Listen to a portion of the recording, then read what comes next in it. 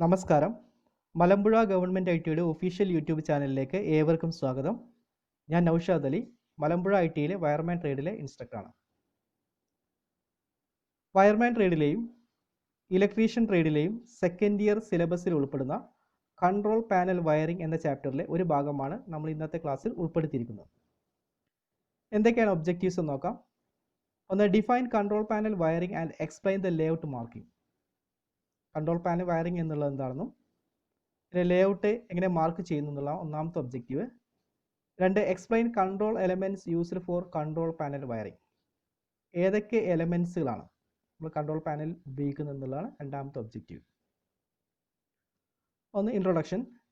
An electrical control panel is a metal box which contains important electrical devices that control and monitor a mechanical process electrically. ഒരു mechanical process ഇലക്ട്രിക്കലായിട്ട് control ചെയ്യുന്നതിനും monitor ചെയ്യുന്നതിനും ആവശ്യമായിട്ടുള്ള electrical devices ഉൾക്കൊള്ളുന്ന ഒരു metal ബോക്സിനാണ് നമ്മൾ control panel എന്ന് പറയുന്നത്.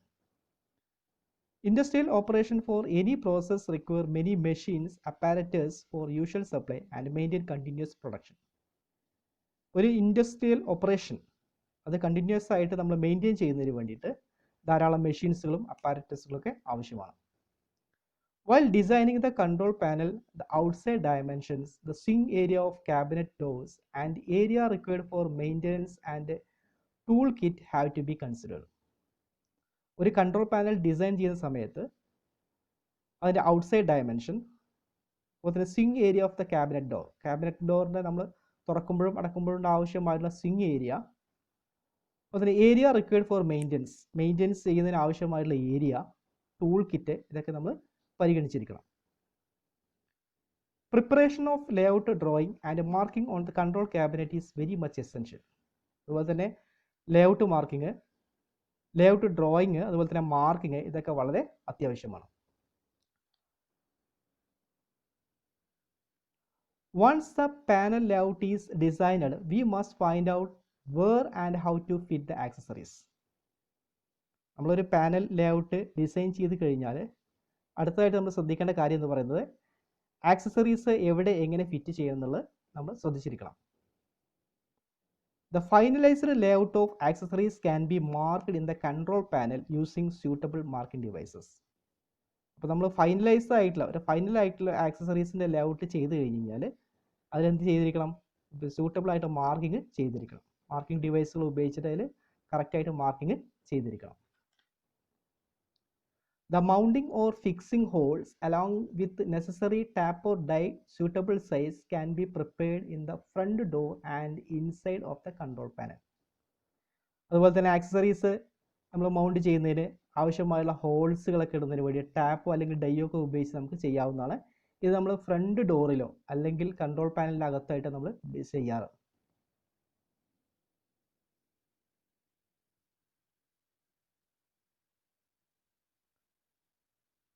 അടുത്തായിട്ട് നമ്മൾ കൺട്രോൾ എലമെൻറ്റ്സുകൾ ഏതൊക്കെ നോക്കുന്നത്. Control elements of A control panel.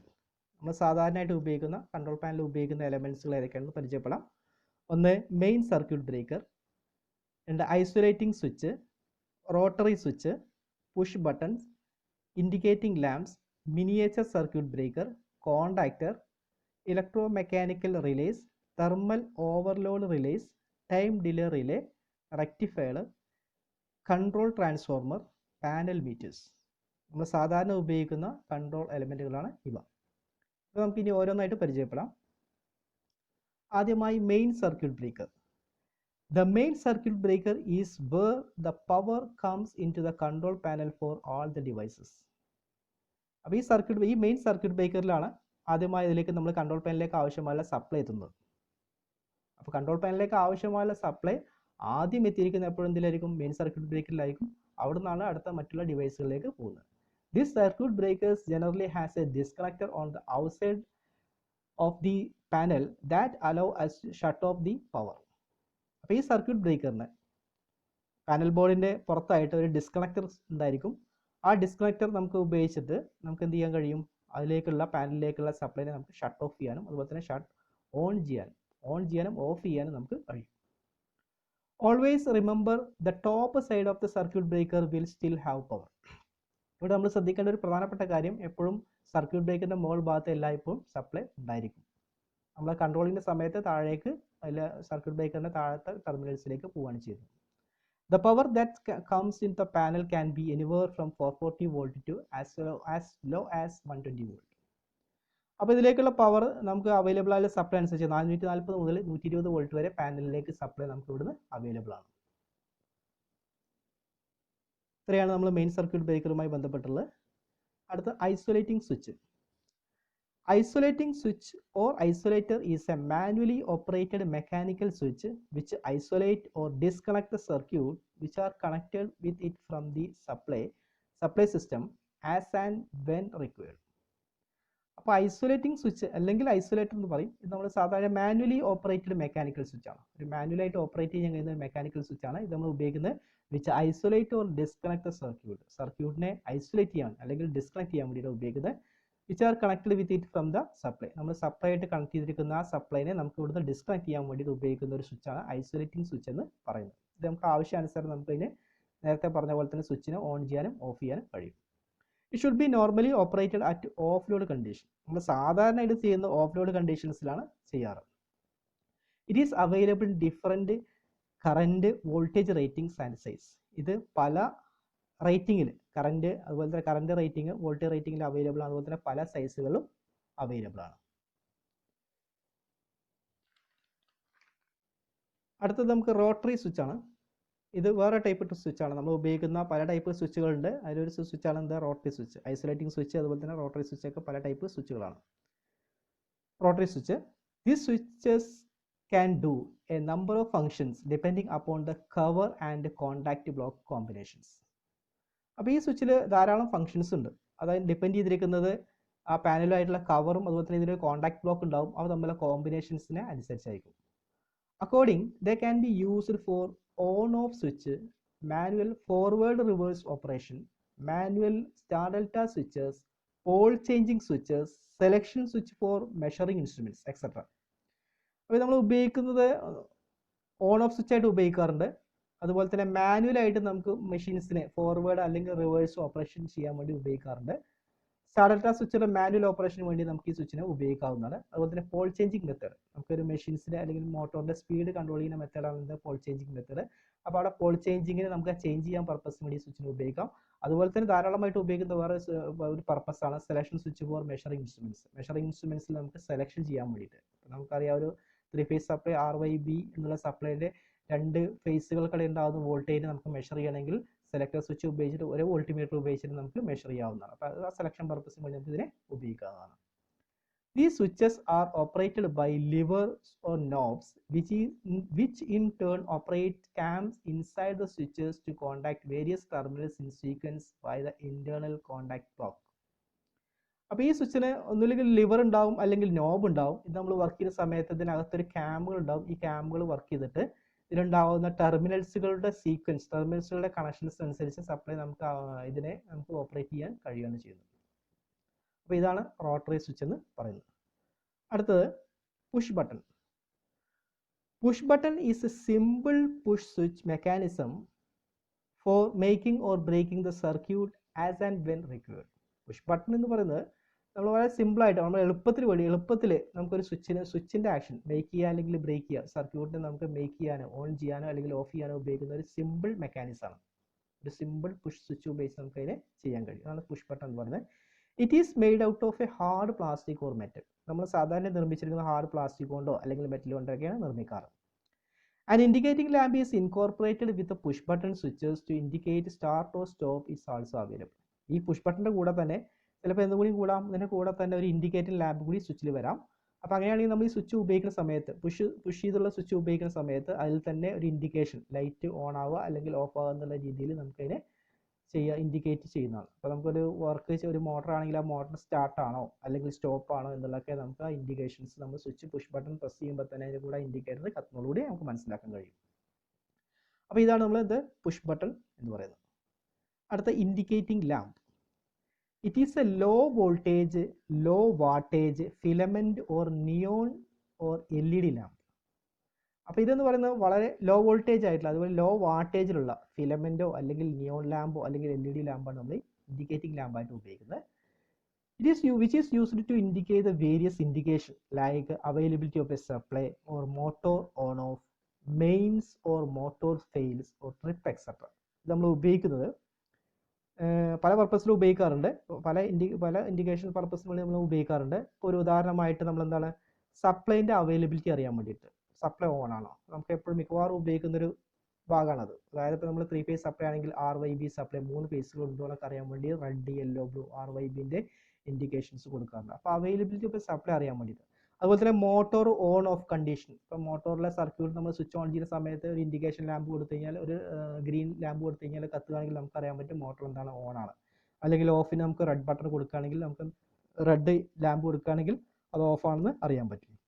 അപ്പോൾ മോട്ടോർ ഓൺ ഓഫ് അറിയാം. അതുപോലെ തന്നെ മെയിൻസ് ഓർ മോട്ടോർ ഫെയിൽ, ഇപ്പോൾ മോട്ടോർ അല്ലെങ്കിൽ മെയിൻസ് ഒക്കെ ഫെയിൽ ആകുന്ന സമയത്ത് അത് ഇൻഡിക്കേറ്റ് ചെയ്യാൻ വേണ്ടി നമുക്കൊരു റെഡ് ഇൻഡിക്കേഷൻ ലാമ്പ് വേണമെങ്കിൽ ഉപയോഗിക്കാവുന്നതാണ്. അതുപോലെ തന്നെ ട്രിപ്പ് ആയി കഴിഞ്ഞാൽ അറിയാൻ വേണ്ടിയിട്ട് ഇതിലൊക്കെ നമുക്ക് എന്താണ് ഇൻഡിക്കേഷൻ ലാമ്പ് ഉപയോഗിക്കാം. ഇൻഡിക്കേഷൻ ഓഫ് ആയി കഴിഞ്ഞാൽ നമുക്ക് ട്രിപ്പ് ആയി എന്നുള്ളത് മനസ്സിലാക്കാൻ കഴിയും. അപ്പോൾ ധാരാളം പർപ്പസുകളുണ്ട്, നമുക്ക് അവൈലബിലിറ്റി അനുസരിച്ച് ഇതിനെ ഉപയോഗിക്കാവുന്നതാണ്. It is available in different size, colour and wattage. ഇത് പല സൈസുകളിൽ, പല കളറുകളിൽ, പല വാട്ടേജുകളിലൊക്കെ ലഭ്യമാണ്. It should be generally fitted in the front side of the control panel with suitable holder. അപ്പോൾ ഇത് സാധാരണയായിട്ട് നിർമ്മിച്ചിരിക്കുന്നത്, സാധാരണയായിട്ട് ഫിറ്റ് ചെയ്തിട്ടുണ്ടാവുക എപ്പോഴും കൺട്രോൾ പാനലിൻ്റെ ഫ്രണ്ടിലായിരിക്കും, ഫ്രണ്ട് കൺട്രോൾ പാനലായിരിക്കും. അതുപോലെ തന്നെ സ്യൂട്ടബിൾ ആയിട്ട് ഹോൾഡർ ഉപയോഗിച്ചാൽ ഫിറ്റ് ചെയ്തിട്ടുണ്ടാവും. അപ്പോൾ ഇത്രയാണ് ഇൻഡിക്കേറ്റിംഗ് ലാമ്പ് എന്നുള്ളത്. അടുത്തത് miniature circuit breaker. Miniature circuit breaker or MCB is an electromechanical protective device which protect an electrical circuit from short circuit and overload. Miniature circuit breaker, അതായത് നമ്മൾ MCB, നമ്മൾ സാധാരണ പറഞ്ഞ MCB എന്ന് പറയില്ല, ആ MCB മിനിയേച്ചർ സർക്യൂട്ട് ബ്രേക്കർ എന്ന് പറഞ്ഞാൽ ഒരു ഇലക്ട്രോ മെക്കാനിക്കൽ പ്രൊട്ടക്റ്റീവ് ഡിവൈസസ് ആണ്. നമ്മളൊരു പ്രൊട്ടക്റ്റീവ് ഡിവൈസ് ആയിട്ടാണ് ഉപയോഗിക്കുന്നത്.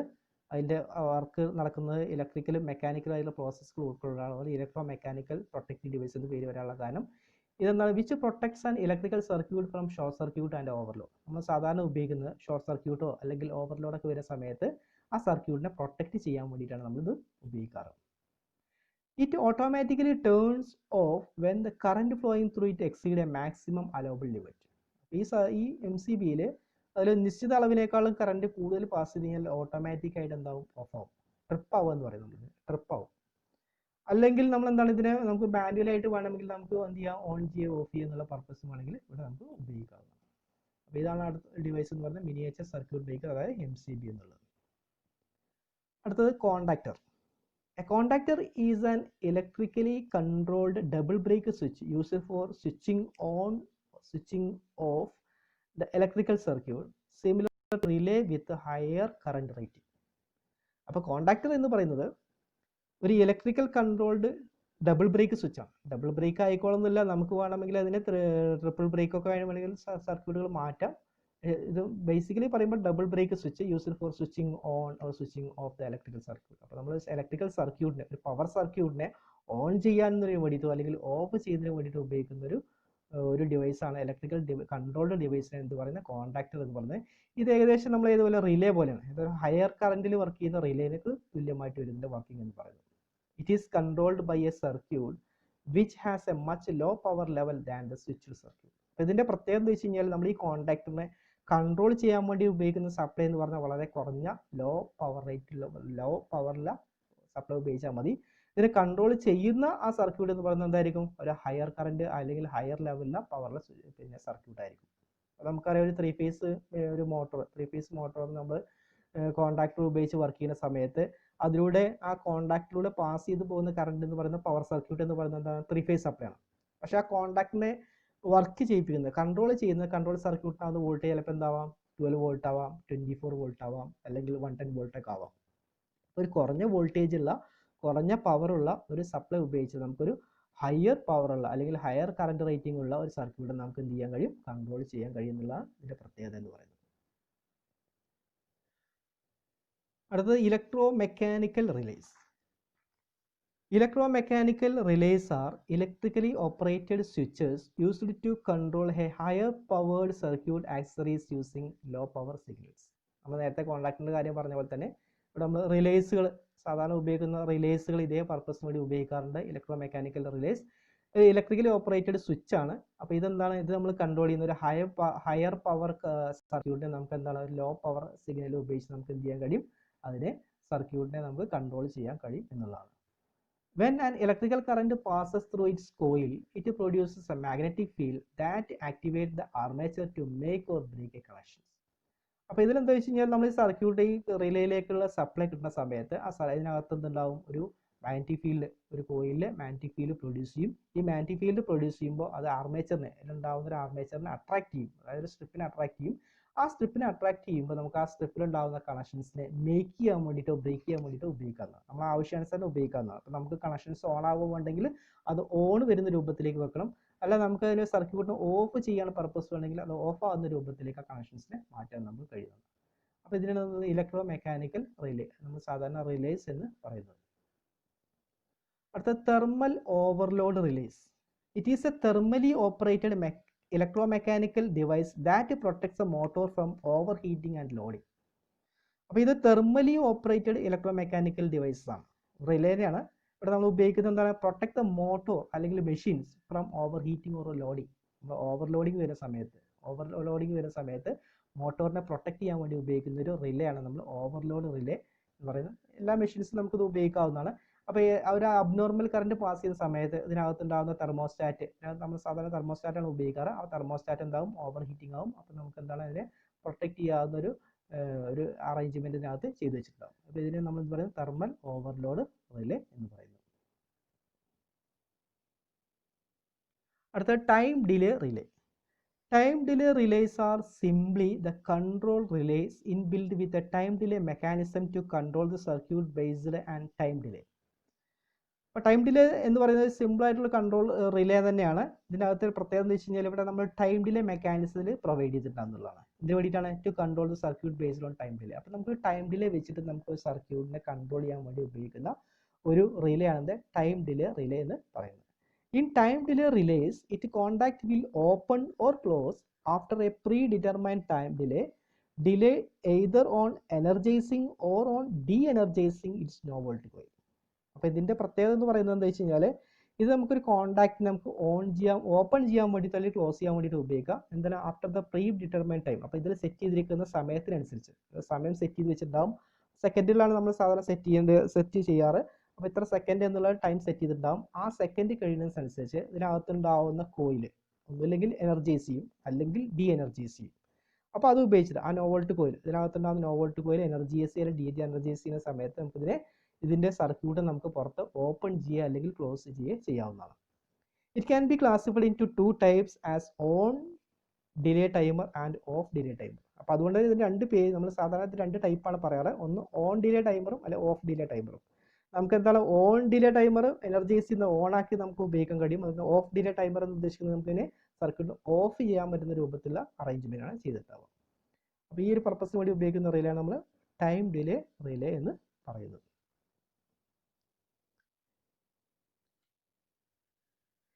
അടുത്ത rectifier. A rectifier is a static device consists of one or more diodes that converts alternating current into direct current. Rectifier നമുക്കറിയാം, റെക്ടിഫയറിൻ്റെ ആവശ്യകത എന്ന് പറയുന്നത് എ സിനെ ഡി സി ആക്കാൻ വേണ്ടി നമ്മൾ ഉപയോഗിക്കുന്നത്. അപ്പോൾ നമുക്കറിയാം ഒരു കൺട്രോൾ പാനൽ സർക്യൂട്ടിനകത്ത് നമുക്ക് സപ്ലൈ എ സി ആയിരിക്കും ഉണ്ടായിരിക്കുക. ആ എ സിനെ നമ്മൾ കൺട്രോളിങ് ചെയ്യാനുള്ള സർക്യൂട്ട് മിക്കവാറും ഡി സി സപ്ലൈ ആവശ്യമായിട്ട് വരും. അപ്പോൾ അവിടെ നമ്മൾ ഉപയോഗിക്കാൻ വേണ്ടി ഉപയോഗിക്കുന്ന ഒരു ഡിവൈസാണ് നമ്മളത് റെക്ടിഫയർ, ഒരു എലമെൻ്റാണ് റെക്ടിഫയർ. റെക്ടിഫയർ നമ്മൾ സാധാരണ നിർമ്മിച്ചിട്ടുള്ള ഡയോഡുകൾ ഉപയോഗിച്ച് നിർമ്മിക്കാറ്. അപ്പോൾ ഇവിടെ നമുക്ക് എന്താണ് ഒരു സിംഗിൾ ഡയോഡോ അല്ലെങ്കിൽ 2 ഡയോഡോ 4 ഡയോഡോ ഒക്കെ ഉപയോഗിച്ച് നമുക്ക് എന്താണ് full wave, half wave rectifiers ഒക്കെ നിർമ്മിച്ചതിനെ ഉപയോഗിക്കാം.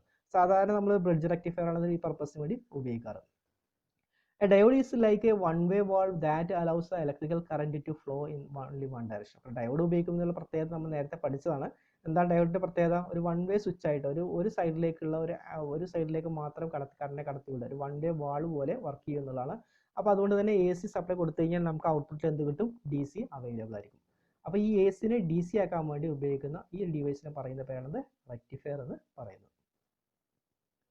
അടുത്ത കൺട്രോൾ ട്രാൻസ്ഫോർമർ.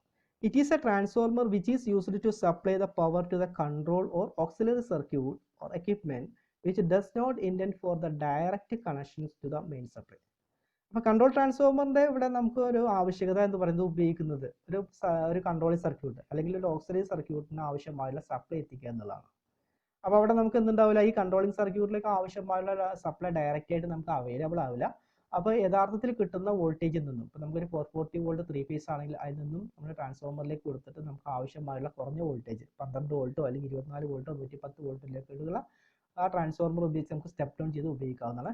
അപ്പോൾ ഇതിൻ്റെ ആവശ്യകത എന്ന് പറയുന്നത് എന്താണ്? To supply the power to the control or auxiliary circuit. These devices are commonly used in industrial starter circuit where the main circuit voltage is not suitable for use in the control circuit and where a separate control circuit feed would not be practiced. നമ്മൾ നേരത്തെ പറഞ്ഞത് തന്നെയാണ്. എന്താ വെച്ച് കഴിഞ്ഞാൽ നമുക്കിവിടെ സാധാരണ മിക്കവാറും ഇലക്ട്രിക്കൽ സർക്യൂട്ടിലേക്ക് ഉപയോഗിക്കുന്ന ഒരു കൺട്രോൾ പാനലൊക്കെ ഉപയോഗിക്കുന്ന ഒരു ഡിവൈസ് ആണ് കൺട്രോൾ ട്രാൻസ്ഫോമർ എന്ന് പറയുന്നത്. അപ്പോൾ ഇവിടെ നമുക്ക് എന്തായിരിക്കും, ഒരു കൺട്രോൾ സർക്യൂട്ടിലേക്ക് അല്ലെങ്കിൽ ഓക്സിലറി സർക്യൂട്ടിലേക്ക് എന്തുണ്ടാവില്ല, ആവശ്യമായുള്ള സപ്ലൈ ഉണ്ടാവില്ല, കുറഞ്ഞ വോൾട്ടേജ് ഉണ്ടാവില്ല. അപ്പോൾ അതിന് വേണ്ടി നമ്മൾ ഉപയോഗിക്കുന്ന ഒരു ഡിവൈസ് ആണ് കൺട്രോൾ ട്രാൻസ്ഫോമർ എന്ന് പറയുന്നത്. അപ്പോൾ ഇതിനെന്താണ്, സെപ്പറേറ്റ് ആയിട്ട് ഈ കുറഞ്ഞ വോൾട്ടേജ് കിട്ടില്ല. അതുകൊണ്ടാണ് നമ്മൾ എന്ത് ഉപയോഗിക്കുന്നത്, ഈ ട്രാൻസ്ഫോമർ ഉപയോഗിച്ചിട്ട് സ്റ്റെപ്പ് ഡൗൺ ചെയ്തിട്ട് നമുക്ക് ആവശ്യമായ വോൾട്ടേജ് കിട്ടുന്നത്. ഈ കുറഞ്ഞ വോൾട്ടേജ് റെക്ടിഫയറിലേക്ക് കൊടുത്തു കഴിഞ്ഞാൽ നമുക്ക് എന്ത് ആവശ്യമായ DC സപ്ലൈ ഉപയോഗിച്ച് നമുക്ക് എന്ത് ചെയ്യാൻ പറ്റും, കൺട്രോളിംഗ് സർക്യൂട്ടിനെ വർക്ക് ചെയ്യിക്കാൻ കഴിയുന്നതാണ്. അടുത്ത പാനൽ മീറ്റേഴ്സ്.